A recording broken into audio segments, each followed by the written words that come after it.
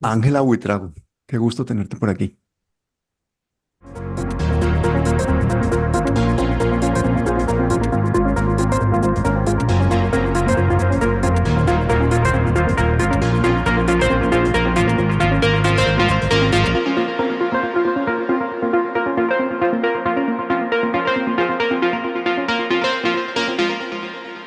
Qué bueno, Pablo, verte. Un gusto también para mí. Oye, hace ya como 5 años que hicimos el documental del Palacio de Justicia, ¿te acuerdas? En tu casa. Eso iba a ser como una entrevista, pero cuando yo vi ese chorro de conocimiento y esa forma tan absolutamente brillante en que tú narras algo, yo estaba oyendo una voz en off directamente, dije, esto da para un documental y terminó siendo documental. O sea que una vez más te agradezco esa entrevista porque los Con, colombianos se han enterado en buena parte de lo que sucedió. Gracias a ti. con mucho gusto y gracias a ti por hacer esta labor. Bueno, esta labor la tuya, que encima con todo lo que ha pasado últimamente con la elección de la fiscal, gracias a ti, nos hemos enterado pues de cómo funciona la justicia y nos ha sorprendido. Creo que sorpresa no te llevas, Pablo, pero sí, digamos, el ponerlo en reflexión es una necesidad. Esto es un sistema que lleva muchos años. Esto es un sistema que lleva mucho tiempo.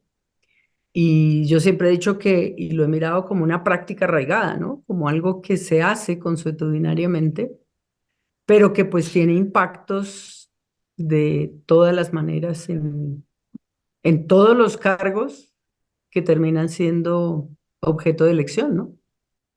Pero es que ese mercado persa no nos lo imaginábamos también en la elección de la nueva fiscal al interior de la Corte Suprema. O sea, a mí me parece tan increíble que cargos tan importantes dependa básicamente de un tráfico de influencias.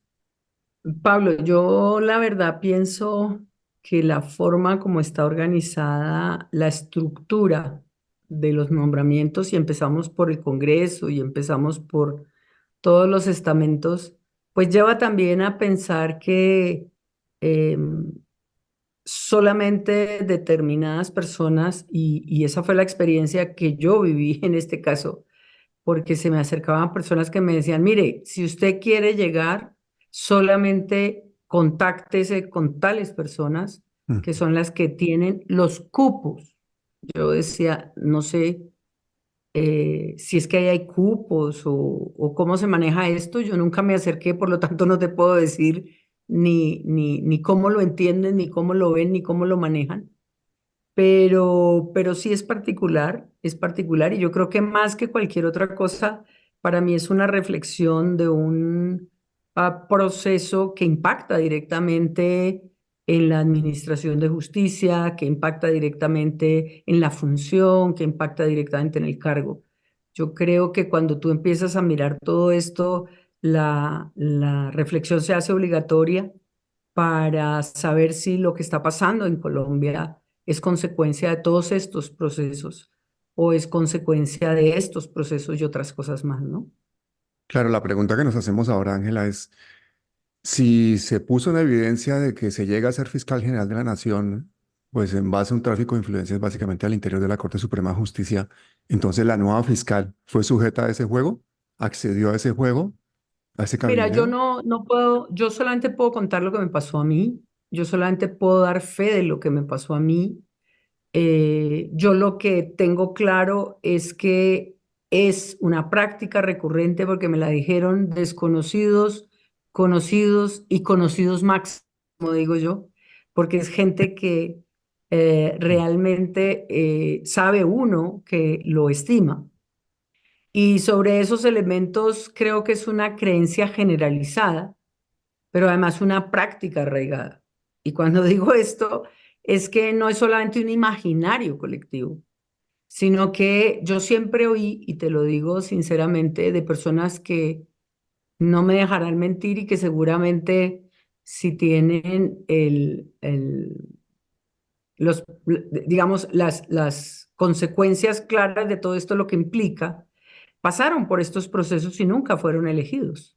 Mm. Y nunca fueron elegidos porque alguien me comentaba, y esto también me consta hace unos años, para ser magistrado de la Corte Constitucional. Es que sería bueno hacer una investigación. Yo la inicié, la estoy iniciando, voy a seguirla Qué bueno. por, por interés sociológico y jurídico también. Y mira, después de que yo doy las declaraciones iniciales, se me acercan personas de gran estatura jurídica y me dicen, yo tengo para contarte varias historias que me pasaron a mí, que son similares a las tuyas, pero que significaron para mí decidir no volver a optar por esos cargos. Y fíjate lo que en el fondo se está privando con esto, que gente de alta estatura moral, jurídica o demás llegue también a cargos de elección. Y yo digo que lo que pasa es que el proceso de elección en Colombia no solamente es un proceso de elección de funcionarios, tampoco digo que la fiscal general am, haya pasado por lo mismo mío, porque no me consta, yo no hablo con ella, no soy amiga de ella, pero lo que sí te puedo decir es lo que yo pasé en el proceso. Y como yo pasé en el proceso eso, la pregunta es, lo he oído en otros procesos, me lo han confirmado después de, pues tengo que decir, es una práctica consuetudinaria. Y desde ahí, la verdad es que yo he visto y he, digamos, considerado que en este caso en particular hay gente que se adueña de determinados sitios de elección. Y cuando digo se adueña es porque incluso me lo decían así, es que tal persona tiene manejo sobre 5 personas del otro lado. Esa es la Y yo cuota, decía, ¿no? qué tristeza, qué tristeza.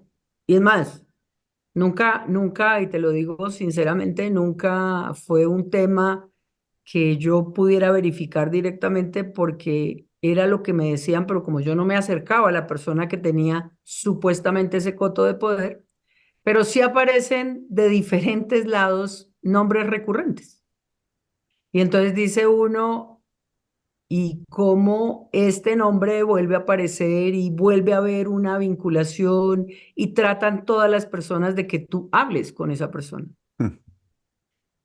Pero hasta ahí llegó mi experiencia porque nunca hablé con esas personas.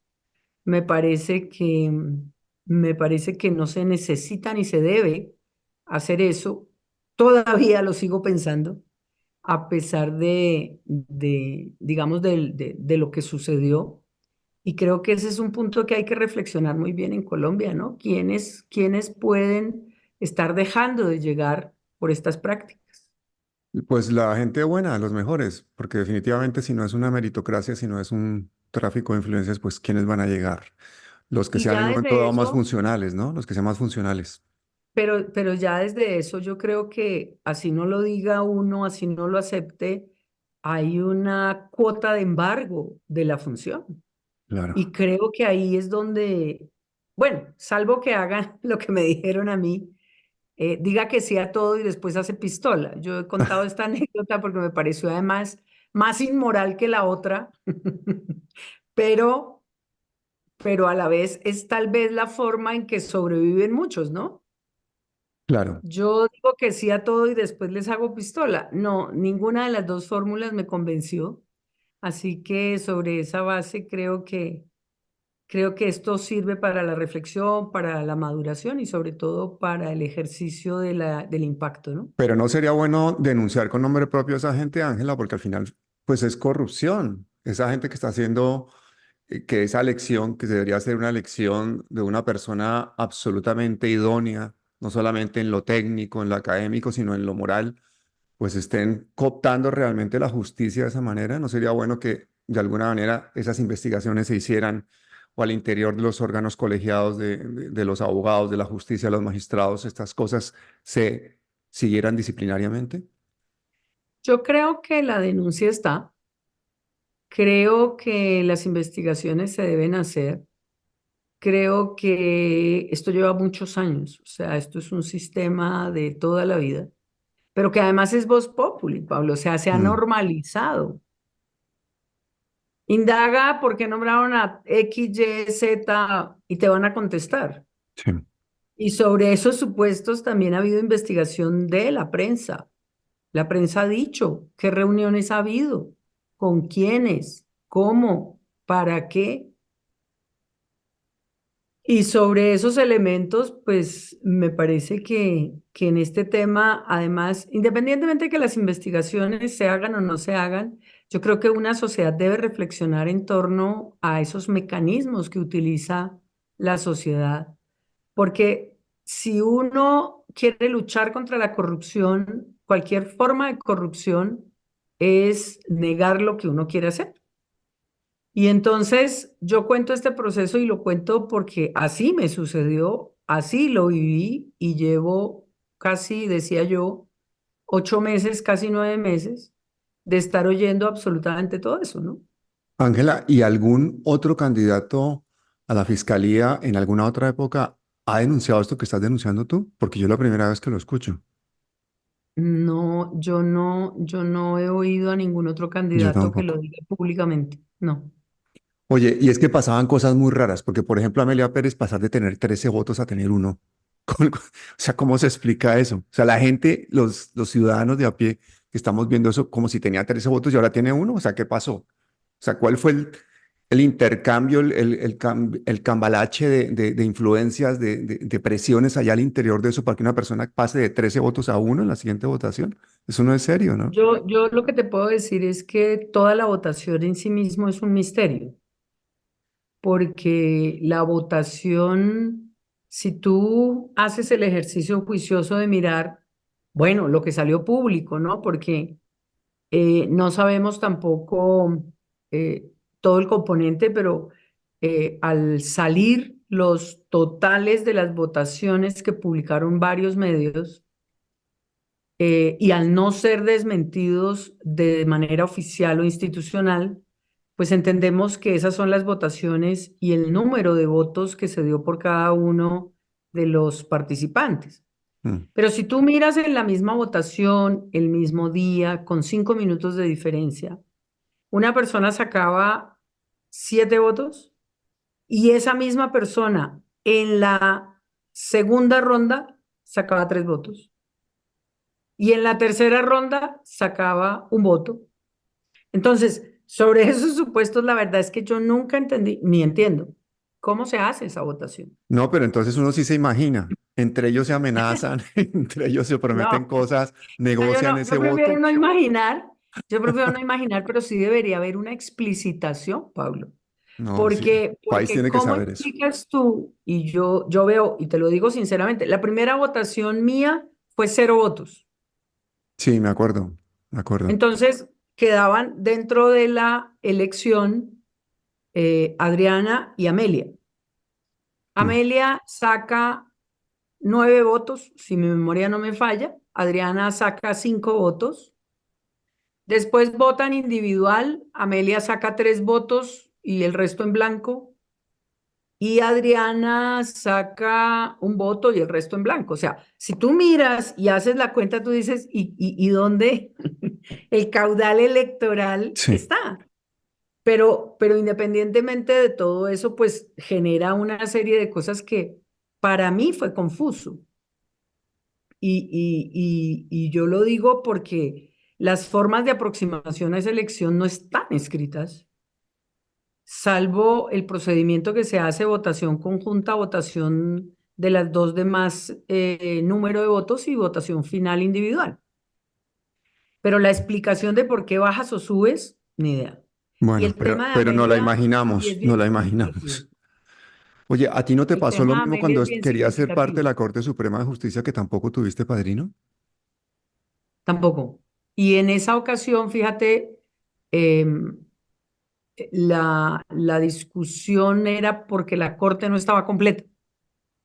Pero según supe, porque eso en esa época no se publicaban y hasta Mm, hace muy poco no se publicaban los resultados de votación, solamente en esta.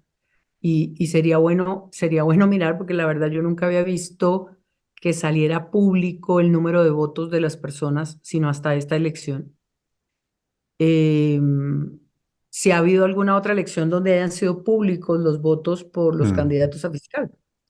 Pero el tema es cómo generas tú un proceso de transparencia en esa votación también, ¿no? claro. Bueno, nos hemos quedado de piedra y aquí una cantidad de gente a la que yo le conté que te iba a entrevistar. Bueno, entrevistar, una charla con una amiga, yo creo que más que otra cosa, porque la idea es Ujú. que la gente del pueblo, la gente de Colombia que nos esté escuchando, salga de aquí con claridades. Y entonces, una y otra vez me han preguntado varias veces lo mismo. Por ejemplo, una de las cosas que yo creo que son respuestas que tú tendrías que afrontar si hubiese sido elegida fiscal general. Por eso, para terminar de saber tu pensamiento, quiero hacerte algunas de esas preguntas. Una de ellas es, por ejemplo, esas resoluciones que ha hecho la fiscal Mancera para quitarle poder al fiscal y dárselo al vicefiscal. ¿Eso ya se queda así o eso se puede revertir? ¿Y cuál es el propósito de hacer eso? Mira, Pablo, yo creo que de una u otra manera, cuando queda alguien encargado, tiene que tomar las riendas de la institución porque esa es su función. Sobre esa base, tiene las mismas facultades y derechos que el fiscal elegido. Lo que pasa es que aquí yo tengo una duda y una inquietud siempre cuando se hacen movimientos de fondo, en políticas de fondo de la fiscalía. Si bien es cierto, el fiscal encargado puede realizar esas actividades y son válidas, no es un fiscal elegido que pueda sentar una política pública. Pero dos, tampoco puede, y yo lo digo con todo el respeto, hacer lo que se está haciendo por la naturaleza de las resoluciones que se están sacando. No es una resolución simplemente de vamos a ver cómo mejora mejor, cómo mejora la institución, Mm, sino es un problema en donde yo estoy viendo que se está desmantelando muchísimas de las unidades y se están generando prácticas contrarias a lo que venía sucediendo en la fiscalía. Te voy a poner un ejemplo. Las resoluciones empiezan a surgir a partir de noviembre del año pasado, cuando ya se está viendo que obviamente va terminando el periodo del fiscal general, pero continúan a partir de febrero, incluso en marzo se han dictado varias resoluciones. Y esas resoluciones desintegran incluso unidades especiales, que me parece más preocupante. Hay una unidad especial que es muy importante en la Fiscalía y es una unidad de atención a víctimas que nació desde el año 2014-2015, que es una unidad que se construyó con mucho trabajo, entendiendo la necesidad de que las agresiones de violencia sexual requieren un grupo interdisciplinario de atención. Y aquí hablamos de antes CAVID, ahora CAPI, bueno, hasta marzo CAPIB y GEDES. Y cuando tú miras la resolución lo que hace es acabar con la unidad, mm, desintegrar esa unidad. Y entonces a mí me preocupa muchísimo porque es que eso no es una resolución de manejo, sino una resolución de reforma. Porque la fiscal que va a llegar y que va a llegar seguramente después de su posesión, cuenta con que había esas unidades y ya les tenía alguna designación. Y no hay nada más importante, creo yo, mm. en un compromiso real con el tema de violencia contra la mujer que tener unidades especiales con médicos, con interdisciplinarios en la atención primaria y especial de esta clase de casos. Si yo lo mando a la unidad general, pues te va a tardar años, pero además no va a tener esa atención especializada. Y si una de las políticas de la fiscal acabar, disminuir o atacar el tema contra la mujer, pues aquí va a tener ya por una resolución reciente, es de marzo 5, fíjate, ya estaba entre otras todo el periodo de elección, en donde se acaba la unidad. Y esto te lo digo ¿por qué? Porque si bien es cierto, yo creo que la fiscal encargada puede hacer muchas resoluciones, directivas, pues no puede ni desmantelar ni acabar con la fiscalía en términos de lo que ha venido trabajando la fiscalía de manera especial. Y además es un respeto en un proceso de va a llegar un fiscala a mandar una política pública. Pero sin embargo, se siguen sacando las resoluciones. Yo creo que las resoluciones desde febrero hasta acá, e incluso desde un poquito antes, van en más de 20 resoluciones que cambian la estructura. Y esto tiene dos efectos. Cuando sale la resolución, se toman las decisiones ipso facto para, por ejemplo, trasladar el personal de esta unidad a otra. ¿Eso qué significa? Que los procesos van a tener que tomar dos decisiones. O le cambian de fiscal, lo mandan para otra unidad, o sigue al fiscal, pero el fiscal llega a un cargo con otra carga laboral. Y esto significa algo grave, porque si lo mandan a una, por ejemplo, tengo la información de que algunas personas técnicas, médicos y demás han sido trasladados a áreas administrativas a recibir correspondencia, en lugar de llegar, obviamente, a trabajar sobre la base de lo que sabe un médico forense.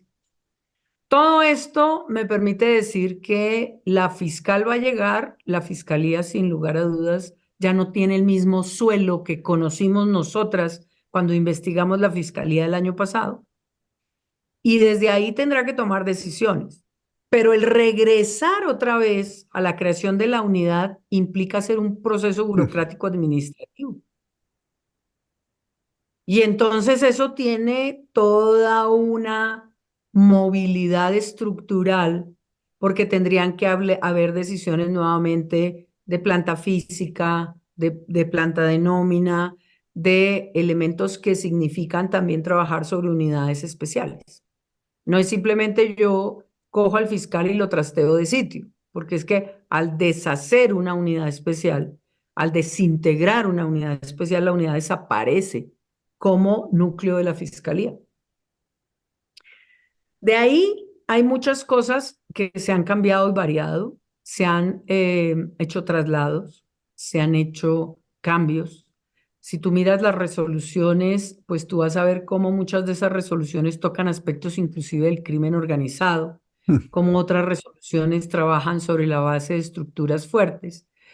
Y desde ahí sería muy importante entender también qué ha sucedido con esas resoluciones, es decir, qué tanto se ha avanzado en esas resoluciones. Porque si yo, por ejemplo, ya desmantelé la unidad, ya trasteé los fiscales, ya cambié los expedientes, pues ya es un hecho cumplido. Si yo llego como fiscal y la resolución todavía no se ha cumplido, puedo pararla, revocarla, pero de todos modos tengo que tener un fundamento para revocar esa resolución. Entonces, no me Complicadísimo. parece sencillo, me parece complicado, me parece que es un tema que la fiscalía necesita muchísimo cálculo en el sentido de cuál es la política pública que va a llevar esta fiscal. Y por esa razón, si yo digo, estoy trasladando todas las funciones del fiscal general hacia la vicefiscalía, o al revés, de la vicefiscalía hacia otra parte, pues cuando llegue la fiscal, que va a ser pronto, porque ya fue Mm. ratificada y obviamente tendrá que ser posesionada, debería haber sido hoy la posesión, no sé si se va a dar hoy, pero de todos modos debe ser posesionada en corto tiempo, pues va a tener un problema cuando llegue porque su política pública la hizo sobre la realidad de la fiscalía el año pasado. Oye, Ángela, ¿tú no hiciste Y ya, estudios en la Universidad de Salamanca? sí, ¿Qué estudio yo hice hiciste? estudios, Yo hice especialización en Derecho Constitucional, Derecho Penal y Criminología. Y criminología sí me sonaba. ¿Sabes qué? Ahora mismo, en el mismo momento en que estamos haciendo esta entrevista, el señor Álvaro Uribe está dando una conferencia sobre democracia en la Universidad de Salamanca. Uribe, el vecino de aquí, el vecino decidió volver permanente, quitar el artículo que había aprobado la Asamblea Constituyente sobre educación pública y dedicarlo ya no a los banqueros, sino a la guerra.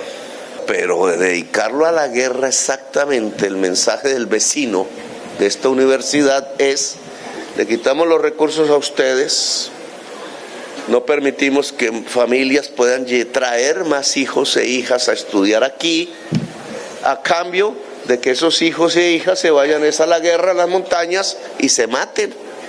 Uribe, el vecino.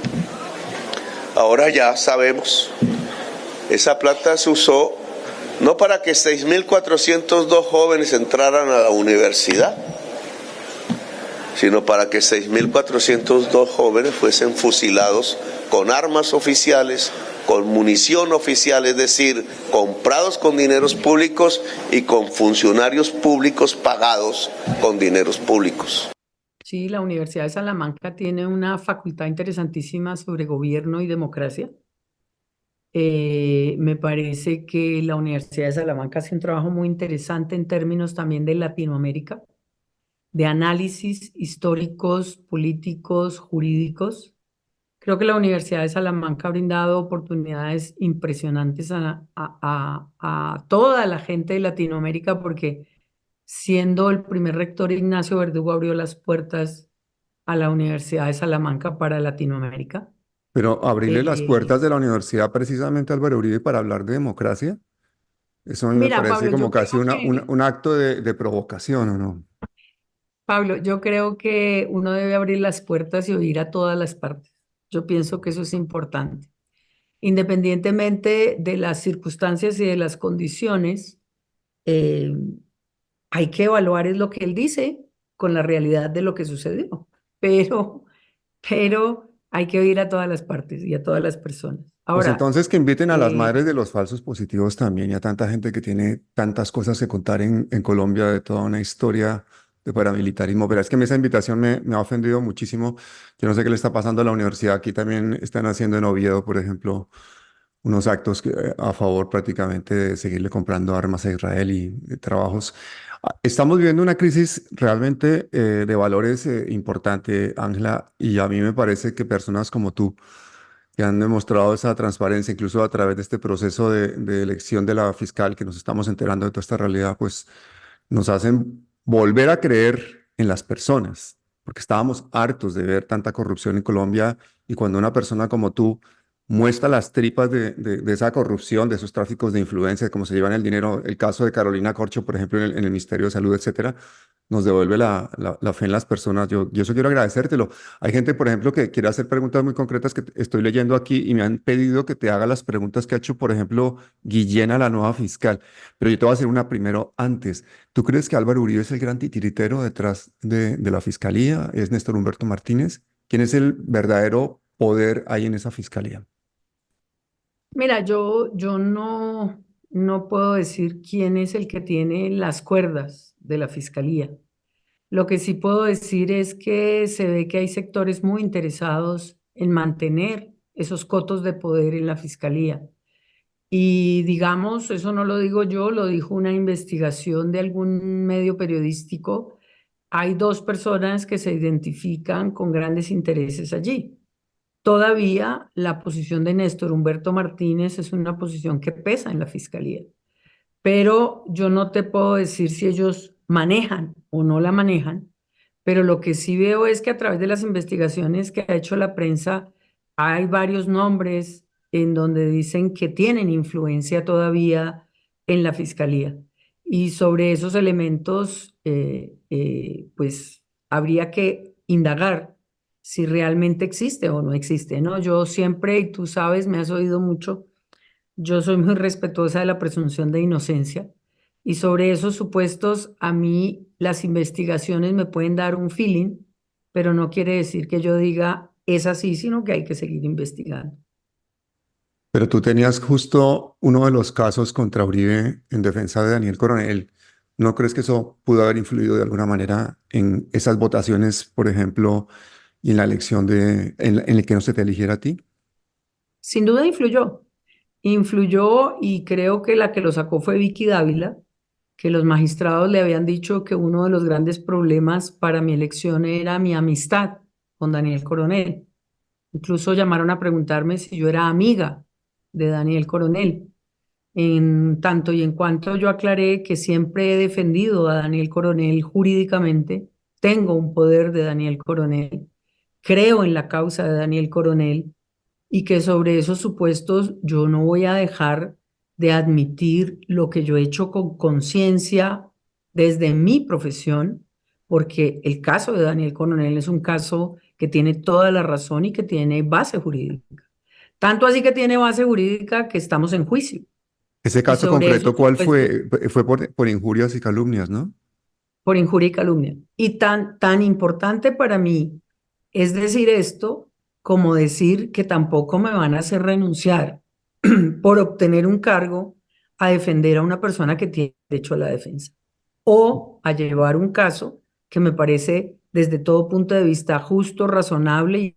Y yo no condiciono nunca mis mandatos ni mi actividad profesional por bienestar personal. Yo creo que cuando uno se compromete en un caso, no puede decir ahora me es útil y después yo lo desecho. No, yo creo que en esas cosas uno tiene que ser coherente y para mí la coherencia es la primera finalidad. ¿Qué tuvo que ver? Sin duda. Eso lo mostró Vicky Dávila con dos columnas. El ataque de Vicky Dávila eh, eh, particularmente era el INRI que Daniel Coronel iba a ser el que iba a manejar la fiscalía si yo llegaba. Que Vicky Dávila creo que me conoce suficiente para saber que eso es equivocado, porque pues a mí me maneja la independencia y la autonomía. Pero además Daniel nunca en la vida pensaría decirme a mí qué hago, ni yo decirle a él qué hace. Bueno, ahí están las campañas de Vicky Dávila siempre tan efectivas. Y yo creo que en este caso, pues una vez más, voy a empezar con las preguntas que ha hecho Guillén a la nueva fiscal, porque al menos me gustaría tener un comentario breve tuyo de cada uno de estos casos, porque las preguntas son importantísimas, las tiene todo el mundo en la cabeza. La primera es el clan del Golfo asociado con la ñeñe política, porque fue la alianza criminal para financiar la campaña presidencial de Iván Duque Márquez, investigación en la que se ha permitido deliberadamente el asesinato de más de 1.000 personas en la región de la costa Caribe. Actuación que está a cargo desde el año 2019 del corrupto fiscal Daniel Ricardo Hernández Martínez. Repito, estas son palabras textuales de Gonzalo Guillén. Este sujeto, Daniel Ricardo Hernández Martínez, está llamado a juicio por corrupción. Aún así, no ha sido suspendido y le pido a usted que lo haga en aras de la moral, la legalidad y la transparencia. ¿Tú qué harías? Mira, lo primero decir que las estructuras criminales en Colombia han actuado de manera intercalada con las estructuras institucionales en Colombia. Eso nos lo mostró el proceso de parapolítica entre parapolítica, congresistas y funcionarios de muchas entidades. Eso no es nuevo. La articulación sobre el tema de lo que se llaman los GAOs, los grupos armados organizados, con instituciones como el DAS, como la policía, como el ejército, está aprobado, demostrado y sentenciado.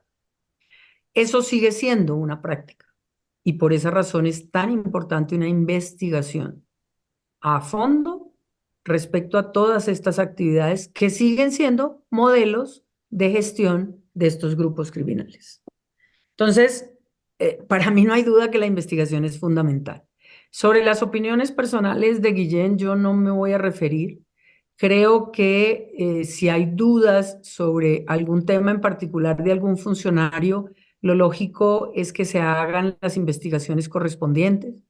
Yo no conozco de cerca la investigación, no te podría decir absolutamente nada de eso, pero sí lo que puedo decir es que el problema de la reproducción de violencia en Colombia es la impunidad.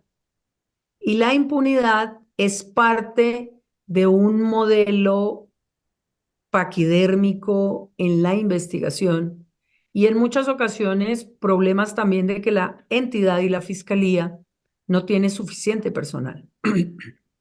Y te lo digo categóricamente. Ahora también hemos visto cómo hay problemas de corrupción en la fiscalía y en todas las entidades. Estuvo el fiscal anticorrupción Gustavo Moreno, que ya está condenado. Mm. Está el cartel de la toga. Están una serie de elementos que permiten decir que hay ocasiones en donde las investigaciones no se mueven porque esos personajes que llegan y que llegan a cargos de esa naturaleza, primero no tienen el bagaje suficiente ni la investigación suficiente para saber si son personas que van a funcionar bien en la entidad, sino que llegan en trampolín. Y oh, curioso, nadie se responsabiliza de por qué llegó esa persona ahí. Y a mí me encantaría hacer una pregunta en este momento, devolviéndosela a, al auditorio, y es, ¿quién se responsabiliza por haber llevado a una persona o porque le hayan impuesto una persona que resultó ser el jefe del cartel de corrupción en Colombia, como resultó con este funcionario? Mm. Porque si precisamente la forma en que llega la gente no es en carrera, no es por méritos, no es por lo que ha hecho, pues la pregunta es cómo están nombrando y de quién es la responsabilidad de los que están nombrando. Y te dejaría ahí la Efectivamente. respuesta con un punto final, y es si nosotros somos conscientes de que Colombia se ha incrementado más del 35% del crimen organizado, se han infiltrado las instituciones, se ha generado una corrupción interdisciplinaria entre diferentes instituciones y el crimen organizado. Ya estamos viendo también cómo la policía está haciendo un proceso de limpieza interna porque ha encontrado varios policías que han participado en secuestros, extorsiones, en unión con estos grupos organizados. Si nosotros no somos conscientes de que Colombia está padeciendo de eso y tomamos las cartas para que la investigación sea a fondo, seria, tenga los responsables no los responsables mínimos, sino toda la red de responsabilidad, que se hagan investigaciones reales, y esto es muy importante, que se hagan investigaciones reales, no maquilladas, que estemos hablando de índices reales, no maquillados, Sí. No las pues estadísticas de va a Barbosa, funcionar ¿no? mejor. Qué manejo tan tortillero y tan barato de las cifras, de las estadísticas, precisamente una institución que está, como dices tú, desbordada, en que fiscales que tienen cientos, miles de casos, fiscales que hemos entrevistado aquí que llevan 3, 4 despachos, que no tienen a veces ni policía judicial, y muestra Barbosa unas cifras totalmente infladas, engañosas, hasta en temas tan obvios como el feminicidio, que decimos, bueno, entonces ¿en manos de quién estábamos? Esta fiscal nueva que va a llegar, yo creo que al igual que tú, investigará seguramente estas relaciones tremendas entre el Clan del Golfo, la fiscalía, la ñeñe política, porque es que recordemos que hubo más de 1.000 personas en listados que tenía la fiscalía que fueron asesinadas, que la fiscalía prácticamente no hizo nada, y eso es lo que denuncia Guillén. Sigamos con el segundo tema. Sigamos con Y el hay segundo una tema. cosa importante, Pablo. Dime. Esas alertas que yo mencionaba en mi intervención ante la Corte de la Defensoría del Pueblo, que se sabe con antelación qué va a pasar y que ninguna institución actúa. Mm. Si la Defensoría del Pueblo dice mañana se van a tomar el pueblo X para matar a o con la finalidad de, era lógico que las instituciones no solamente están advertidas, deben tomar medidas de Claro, prevención y garantía. Entonces, no solamente es investigue, no, tome es medidas, prevenga. evítalo, evítenlo. Segundo punto de Guillén.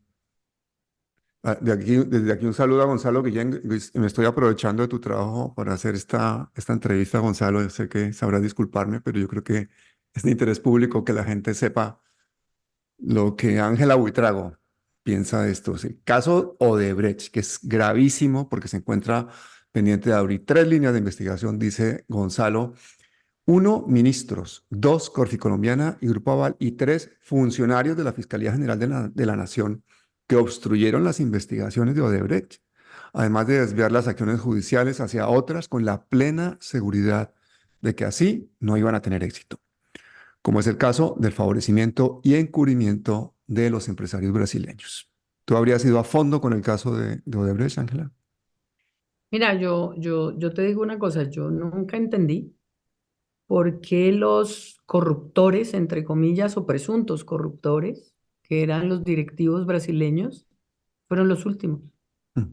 Porque todo tiene una cabeza, un tronco y unas extremidades. Si ellos son los que entregaron los dineros para hacer la corrupción, para comprar, para negociar, para atribuir, deberían haber sido los primeros en fila. Y ellos llegaron muy tarde a la investigación. No sé si todos, entre otras, porque yo no estoy en un caso que se denomine Odebrecht. Sobre esos supuestos, estamos mirando cómo aquí el tema en particular de la relación, y yo quiero hacer este símil. Nadie puede entrar a tu casa salvo que tú le abras la puerta si no es de manera criminal, ¿correcto? Entonces, Sí. si yo entro claramente y digo, voy a comprar a la ñeñe política o el que sea, y voy a intervenir con X, Y, Z, congresista, ¿para qué? Sobre esos supuestos sí me parece muy grave que no estén investigados todos los que tienen que estar, porque los brasileros ya entregaron la información en Brasil completa frente a lo que hicieron.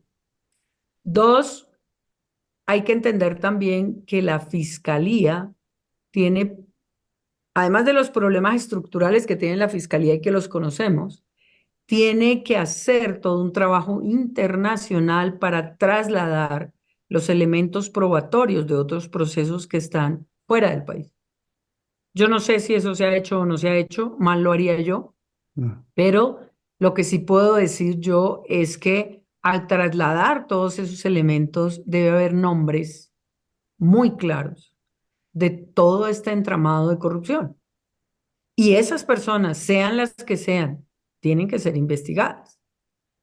Ahora, hay casos en donde además también hay otros vínculos que no solamente son con personas de sector público, sino con personas de sector privado. Todas ellas tendrían que investigarse.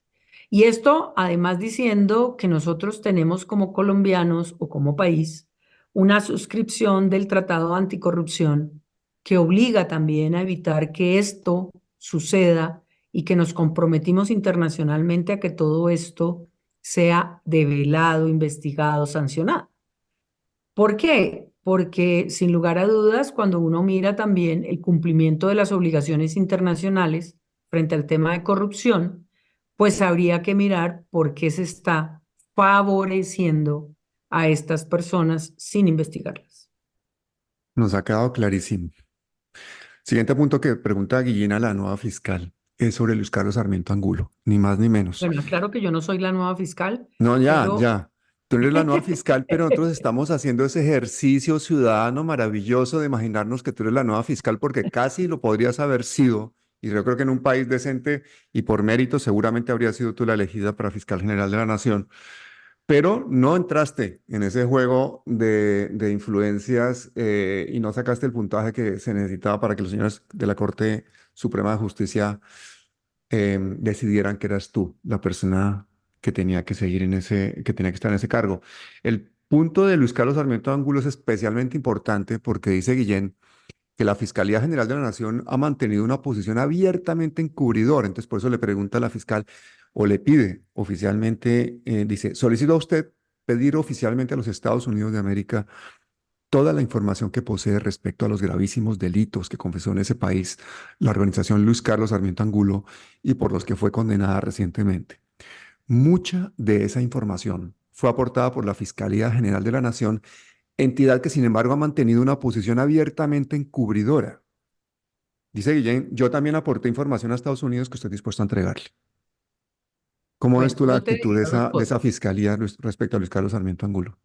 Bueno, primero, yo he dicho que se tienen que investigar todas las personas que surgen allí. Segundo, yo no conozco el caso en concreto, yo no tengo información del caso en concreto, yo no puedo decir si hay encubrimiento o no mientras no conozca qué hay, pero hipotéticamente esa información que salió a los medios, que conocimos todos los colombianos, del arreglo que se hizo en Estados Unidos, significa que se está hablando también de una esfera civil, no penal. Entonces, desde ese punto de vista, habría que trasladar esa información, claro, habría que trasladarla, sí, pero eso no te da automáticamente para hablar de un tema penal. Y yo lo digo por la información de los medios. ¿A quién le corresponde saber si es un tema penal? Al ente investigador que trayendo esa información pueda llegar a decir si efectivamente hay comportamientos ilícitos que le correspondan al derecho penal. Y te voy a decir lo siguiente, puede haber responsabilidad civil, pero no responsabilidad penal.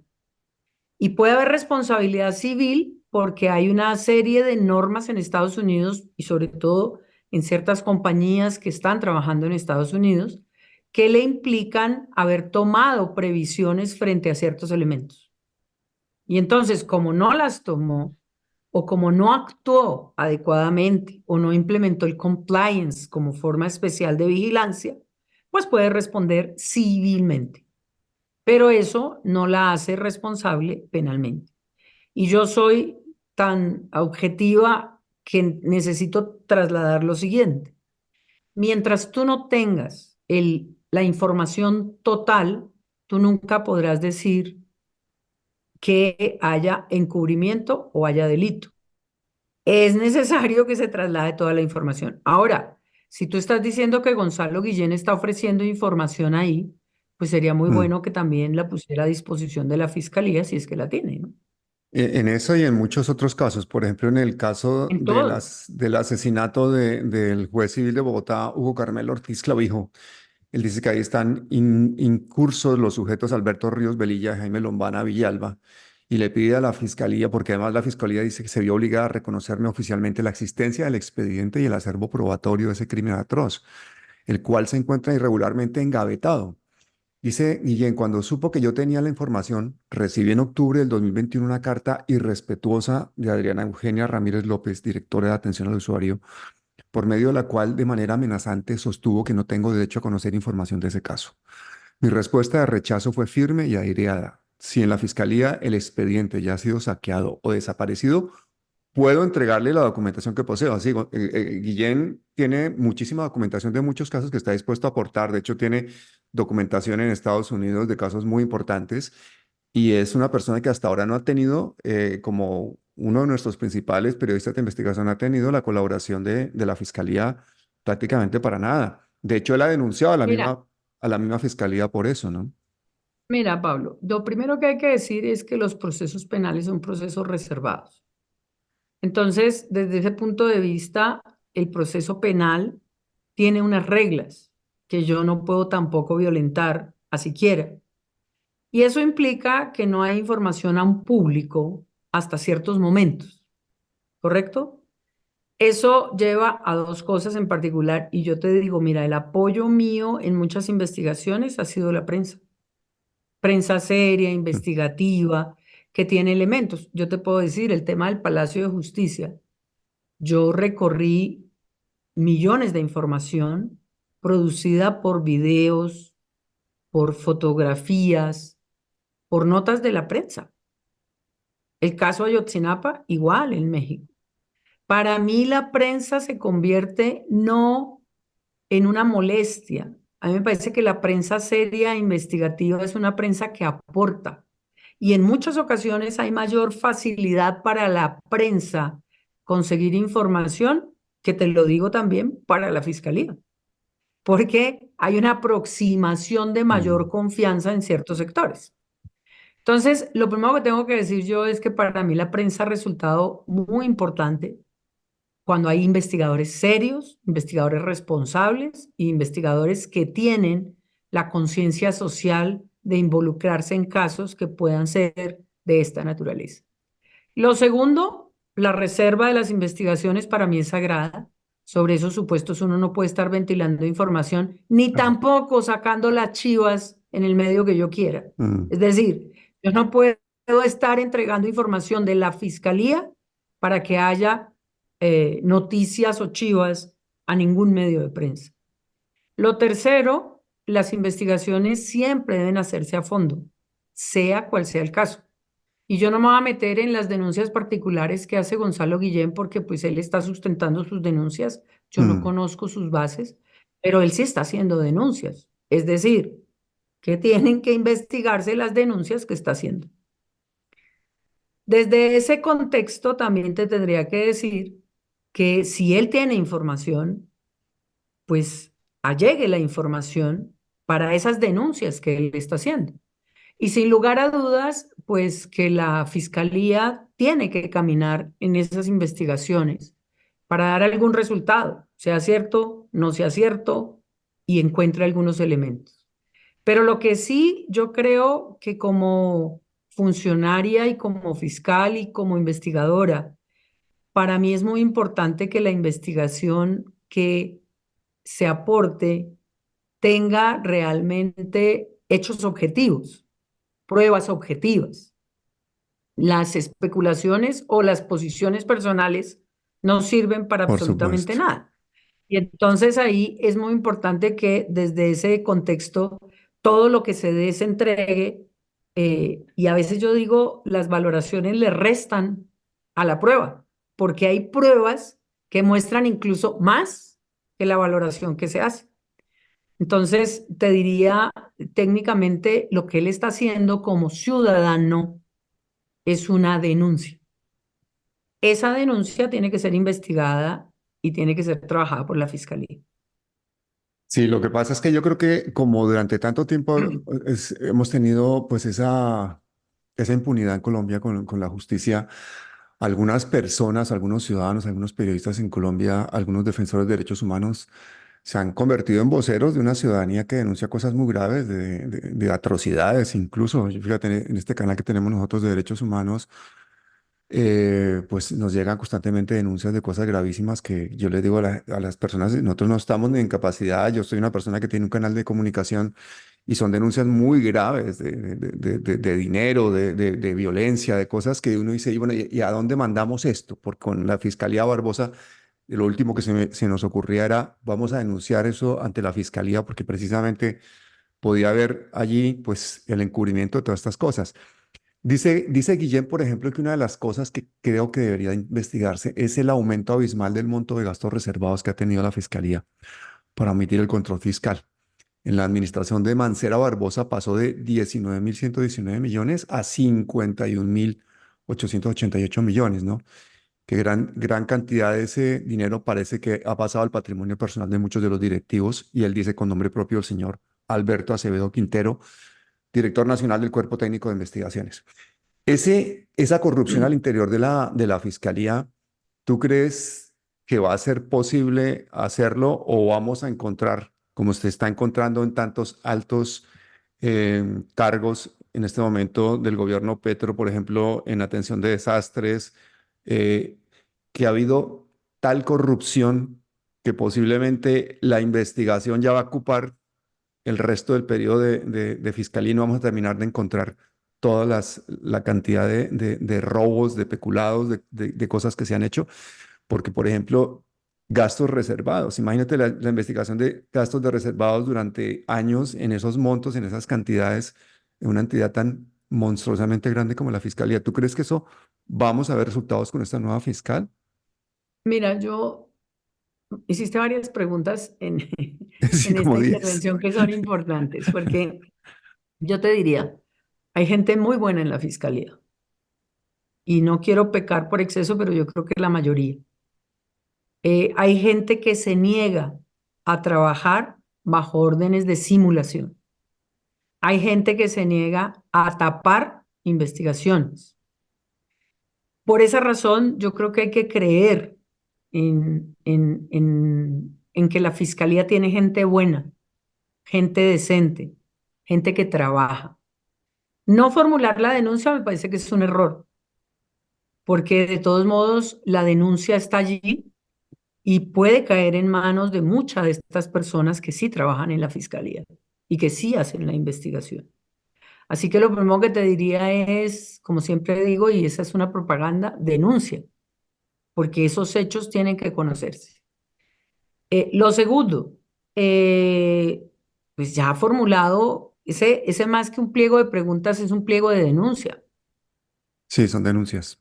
Son Y si denuncias. él radicó eso, pues él está denunciando. Yo no puedo tomar partido porque no conozco los elementos que tenga el señor Guillén en eso. Pero sobre esa base en particular, ahí es importantísimo que se entienda que eso es un memorial denuncia. Y él, como ciudadano, tiene la facultad de denunciar. Ahora, sobre los elementos que se mencionan de gastos reservados, yo creo que todo esto tiene que ver también con los controles. Control de presupuesto, control de manejo presupuestal, investigaciones que haga y que hagan las entidades también correspondientes. Entonces, pues ahí hay otras entidades, está la Procuraduría, está la Contraloría, está la Fiscalía. De una u otra manera, hay pesos y contrapesos que pueden controlar las actividades. Las denuncias se pueden formular y cualquiera de las investigaciones puede llegar a un término de demostrar si sí o si no. Pero yo pienso que la fiscalía, en este campo en particular, pues adelantará las investigaciones correspondientes, más siendo él el que tiene la prueba por privilegio, porque es el que tiene todos los gastos que se han hecho, tiene todas las inversiones que se han hecho, las partidas que se han sacado y demás. Y sobre esos elementos, pues digamos que en este caso podríamos hablar de unos delitos que tienen unas personas que pueden concurrir como sujetos, como víctimas y pueden estar incoando esas acciones. Entonces ahí también están organismos de control y otras instituciones. Y yo quisiera decirte que yo sí creo y tengo la fe de que la fiscalía funcione, porque la fiscalía tiene gente buena y la fiscalía hay cosas buenas. Acuérdate la época de parapolítica, Mm. acuérdate la época de todo el tema de judicialización de justicia y paz.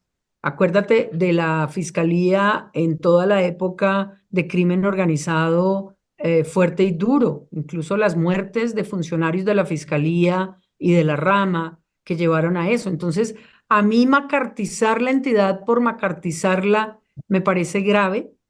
Dos, me parece que la institución tiene gente muy buena de toda la vida que le ha entregado y se ha puesto la camiseta por la institución. Y cuatro, precisamente el gran problema de la forma como se están llevando estos nombramientos es que la gente buena no asciende, porque llega gente que va por encima de ellos. Y eso también es una reflexión en torno a quiénes serían y podrían ser. Y te voy a decir, la corrupción no es un patrimonio exclusivo de la entidad fiscalía, es un patrimonio Claro. generalizado en todas las instituciones colombianas. Sí, qué triste eso, ¿no? Qué triste, qué triste, qué triste. ¿Cómo duele eso? Tener que reconocer. Porque mira, yo vivo en España y aquí también hay mucha corrupción. Y hay corrupción. Mira, la misma presidenta de la Comunidad de Madrid está en estos días en unos problemas graves. Su hermano, su novio, toda su familia enriqueciéndose en plena pandemia con venta de mascarillas que luego se vendían al triple con información privilegiada, con, bueno, todo a dedo. O sea, estamos en un mundo en el que hay muchísima corrupción. Lo que pasa es que cuando hay un país como Colombia en el que hay millones de personas en la pobreza absoluta, que tenemos esos niveles de violencia, cuando tenemos el castigo del narcotráfico, denuncias, por ejemplo, la que hace, y esta es la última que ya que te pongo porque estoy abusando de ti, denuncias como la que hace Gonzalo, por ejemplo, el narcotráfico en el puerto de Buenaventura. Mira lo que pone. Dice, la Fiscalía General de la Nación y el CTI, la Policía Nacional, la Armada Nacional, la DIAN y la Procuraduría General de la Nación hacen parte de los embarques de cocaína a través del puerto marítimo de esa ciudad. El que más droga de esa clase exporta en el mundo. Estoy listo a entregarle a usted un completo expediente con nombres, embarques, destinos, operarios, cómplices, empresarios, políticos y otros que pertenecen a esta siniestra actividad, a la cabeza de la cual figura tristemente Marta Mancera. No he hecho público todo ese cúmulo de evidencias y testimonios debido a que las fuentes me han pedido mantener reserva hasta cuando autoridades de Colombia u otros países inicien investigaciones formales. Todo ese acervo probatorio vine a ponerlo en uso de buen recaudo en Estados Unidos y será publicado en caso de que se hagan efectivas las amenazas de muerte que he recibido en estos días y denunciado ante las autoridades. Ese es el tamaño del acervo probatorio que en un momento dado pueden manejar los periodistas independientes en Colombia, por eso se los asesinan y por eso también matan a los líderes sociales y por eso las personas buenas a veces no llegan a los puestos que tienen que llegar porque hay una cooptación de la justicia por parte de todas estas mafias. Pero concretamente, Ángela, en el caso del narcotráfico, esa colusión, al parecer, con la fiscalía o con fiscalías regionales, es una cosa que nos preocupa terriblemente, pues porque el poder económico de esta gente es enorme. ¿Tú crees que vamos a ver en esta nueva fiscalía pasos decididos a acabar con eso? Yo creo que sí, yo creo que, bueno, mi opinión, ¿no? Pero yo creo que sí, creo que entre otras en el plan de gobierno, Luz Adriana planteó el tema particular de estas redes, que esas redes no son nuevas, esas redes están estructuradas hace muchos años. Lo que hay que investigar es quiénes pertenecen a esas redes, porque tampoco uno puede hablar en términos genéricos, pero también tiene otras opciones. Y el tema es que esta información también le interesa mucho a otros países, porque el narcotráfico de Colombia sale hacia varias regiones del continente. Estados Unidos, por ejemplo, recibiría encantado esa información. Claro. Estados Unidos podría hacerse, entre otras, si se tienen las pruebas de hacia dónde se fue. Yo creo que Estados Unidos también ayudaría mucho en esta investigación y podrían trabajar conjuntamente los países en acabar algo que no solamente es narcotráfico, sino trata de personas, redes de explotación sexual, sobre esos supuestos tráfico de migrantes, sobre esos supuestos, sin lugar a dudas, no solamente Colombia tiene la batuta en estas investigaciones, sino también hay otros países que están interesados y hay agencias de otros países que están interesados en mirar la realidad. Y yo creo que aquí se necesita una investigación coordinada, una investigación conjunta, no solo de la corrupción en Colombia, sino de la corrupción en suelos de otros países. Y eso lo han hecho históricamente muchísimas agremiaciones. Incluso Americopol también trabaja sobre la base de la colaboración en esta clase de casos. Y creo que no solo el narcotráfico, sino el hecho de que haya funcionarios públicos, y yo lo digo por las recientes capturas en el caso de Buenaventura, pues lleva a que toda la institucionalidad se interese también por saber quiénes son esas personas que puedan estar involucradas, ¿no? Ángela, yo solo quiero decirte una cosa y es que no sabes lo que me alegro de que no tengas padrino. No sabes lo importante que es para Colombia que haya personas que den la cara, que no se retiren de las peleas, que el paso de los años nos haga ver que todavía tenemos esperanza, depende de esas personas, tú estás ahí. Si te llamaran para la fiscalía, si te llamaran para algún cargo dentro del gobierno, ¿tú lo aceptarías? ¿Seguirías en esa pelea o ya te has quedado cansada después de ver, pues, cómo se eligen a las personas en Colombia? No, mira, yo nunca me canso pensando en que yo puedo aportar al país. O sea, yo nunca me canso pensando que puedo aportar en un caso o en un cargo. Para mí, yo sigo trabajando pensando en que todo lo que yo hago puede aportar una décima parte a lo que yo veo que está efectivamente pudriendo nuestro país, pudriendo nuestra nación. Pero ten la seguridad que desde donde yo esté y sigo trabajando con el tema de la ONU y sigo trabajando con mis casos y sigo trabajando en derecho internacional, a mí me interesa es que pueda haber un resultado y una medida efectiva para las víctimas y sobre todo que se evidencien las cosas que están llevando a que este país sea un país inviable. Así que yo no quiero decir que haya terminado mi vocación, porque mi vocación es desde nacimiento y seguirá en todas mis causas. El tema particular es que yo sí nunca aceptaré llegar por postulación y tráfico de influencias con padrinos, no. Y eso yo sé que obviamente molesta a un sector que recurrentemente actúa de esa manera, pero creo que la transparencia aparece desde ahí, porque tú no puedes generar una imagen de yo voy a ser independiente y autónomo, pero tengo que acudir a esas prácticas para que me quiten realmente mi independencia y autonomía. Y desde ese punto de vista, donde yo pueda servir, ayudar y estar, con el mayor gusto lo hago. Yo no soy no tuve entonces, mira, yo pude ser fiscal general encargado y nunca lo quise. Porque a mí el doctor Mario Germán me dijo en su época, quédese como vicefiscal y nunca lo quise. Porque a mí el poder no es lo que me interesa. A mí lo que me interesa, en ese momento yo era fiscal delegada ante la Corte, es cumplir con la función que me asignaron y poder dar respuestas.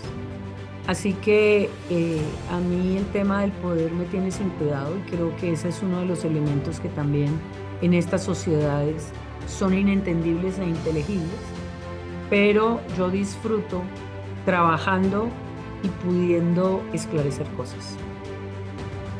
Esa defensa de derechos humanos que has hecho tú durante toda tu carrera, vamos a seguirla muy de cerca. Te agradezco muchísimo, pues el tiempo, la generosidad, todo lo que nos has contado, que te hayas abierto así de corazón para que los colombianos entiendan cómo es la pelea por la justicia. Muchísimas gracias, Ángela, y hasta siempre. A ti, Pablo, igual, un abrazo gigante. Uribe, el vecino. Ahora ya sabemos, esa plata se usó no para que 6.402 jóvenes entraran a la universidad, sino para que 6.402 jóvenes fuesen fusilados con armas oficiales, con munición oficial, es decir, comprados con dineros públicos y con funcionarios públicos pagados con dineros públicos.